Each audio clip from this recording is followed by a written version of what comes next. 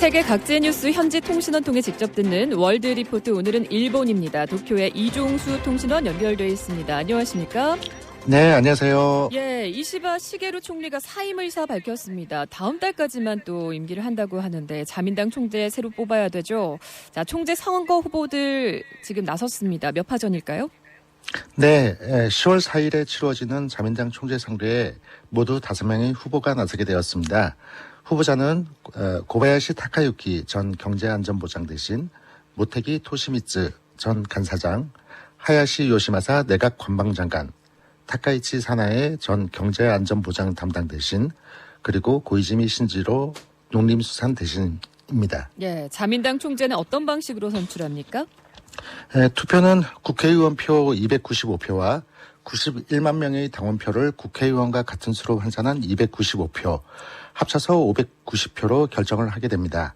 그런데 1위 후보가 과반수에 미치지 못하면 결선 투표를 실시하는데 네. 이때에는 의원표 295표와 전국에서 한 표씩 47표, 그렇게 해서 총 342표로 선출을 하게 됩니다. 현재 자민당 총재 선거 후보들에게 그럼 가장 중요한 현안은 뭘까요? 공약이라든가 이게 아마 출마의 변을 보면 좀 알 수 있을 것도 같은데요. 네, 그렇습니다.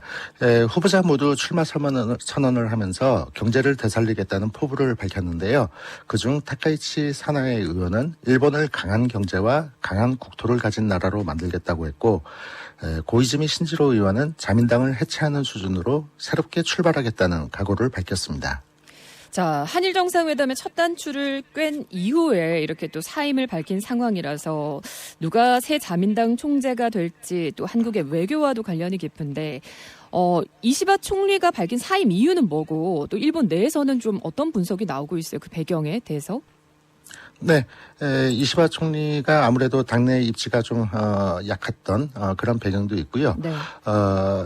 잇따른 선거의 참패의 책임에 따라서 사임을 할 수밖에 없는 그런 상황이 되었습니다. 예, 10월 4일에 자민당 총재 선거가 이제 임박했네요. 자, 일본 내에서는 그러면 선거판도 좀 어떻게 전망하고 있습니까? 그러니까 유력한 후보가 있을까요? 네, 그렇습니다. 5명의 후보 중 타카이치 사나에 의원과 고이즈미 신지로 의원의 2파전이 될 것으로 예상됩니다. 두 의원은 여론조사나 당원 지지도에서 1, 2위를 다투고 있는데요. 본선에서는 5명의 표가 분산되어서 결국 결선 투표로 갈 것이라는 예측을 하고 있고, 그렇게 되면 당내의 국회의원 표가 어디로 가느냐에 따라서 승패가 갈리게 됩니다. 현재 스가 전 총리와 중진 의원인 모리야마 간사장이 지난번 총재 선거와 마찬가지로 고이즈미 의원을 지지할 것으로 알려졌습니다. 한편 보수적인 색채가 짙은 의원들은 다카이치 의원을 지지할 것으로 예상을 하고 있는데요. 여기에서 중요한 키를 쥐고 있는 것이 아소타로 전 총리와 키시다 후미오 전 총리인데요. 당내 계파 정치가 종식되었다고는 하지만 여전히 파벌을 해체하지 않은 아소파는 43명의 의원이 소속되어 있고, 키시다파는 해산이 되긴 했지만 여전히 40명의 세력이 남아있다고 할 수 있습니다.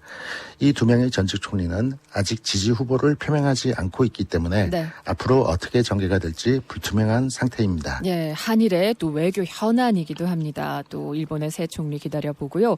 일본 정부 미국과 관세 협상 마쳤습니다. 여기까지가 이시바 총리의 역할이었던 셈인데, 자, 상호 관세 괜찮습니까? 네, 괜찮습니다. 예, 15% 합의를 했습니다. 이제 합의안에 맞게 좀 일본 정부 실무적인 대처도 나오고 있겠네요. 네, 일본 정부는 미국의 관세 조치에 따른 긴급 종합 대책을 수립해서 중소기업의 운영과 고용 유지를 위해 대출 완화 등을 통한 자금 지원, 그리고 전기, 가스비와 유리비의 가격 인하 조치를 취했습니다. 그리고 자동차 수출 기업 영향이 아무래도 클 것 같습니다. 왜냐하면 일본 자동차 워낙 대미 수출 비중이 크잖아요. 어느 정도 타격 영향이 있을 거라고 전망되나요? 네, 트럼프 대통령의 관세 정책에 따라 영향을 받는 일본 기업은 약 13,000개 회사가 될 것이라고 추정하고 있습니다. 2024년에 일본의 미국에 대한 자동차 수출액은 약 6조 엔으로 대미 수출 전체의 약 30%를 차지했습니다.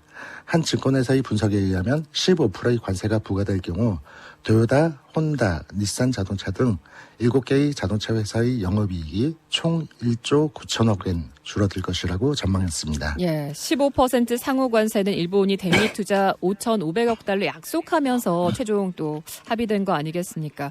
합의된 문서는 좀 어떻게 공개됐습니까? 내용이? 미국과 일본이 합의한 문서에는 관세를 낮추는 것과 함께 미국에 5,500억 달러 규모의 투자를 하기로 했는데 여기에는 LNG를 포함한 미국산 에너지를 연간 70억 달러 구매하는 것 이외에 보잉사의 항공기를 100대 구입하는 것이 명기되어 있습니다. 예, 일본 내부에서도 비판 반응이 있을 텐데 일본 정부 어떻게 설명하고 있습니까? 네, 일본은 투자와 관련한 협의위원회의 멤버가 되어서 미국 정부의 투자위원회에 조언을 하고 투자위원회가 추천을 한 투자처 중에서 대통령이 최종 결정을 하는 방식입니다. 그런데 투자가 결정된 곳에 일본을 투자를 하지 않으면 추가 관세를 부과하는 페널티를 받게 되는데요. 그래서 야당은 현대판 불평등 조약이 아닌지 지적을 했고 일본의 담당 장관은 투자의 주체가 되는 정부의 금융기관은 일본의 이익이 되는 것이 아니면 관여할 수가 없다라고 설명하면서 반박하였습니다. 여기까지 이종수 통신원과 여론위원장 함께 인사 나누겠습니다. 수고하셨습니다. 고맙습니다. 네, 감사합니다.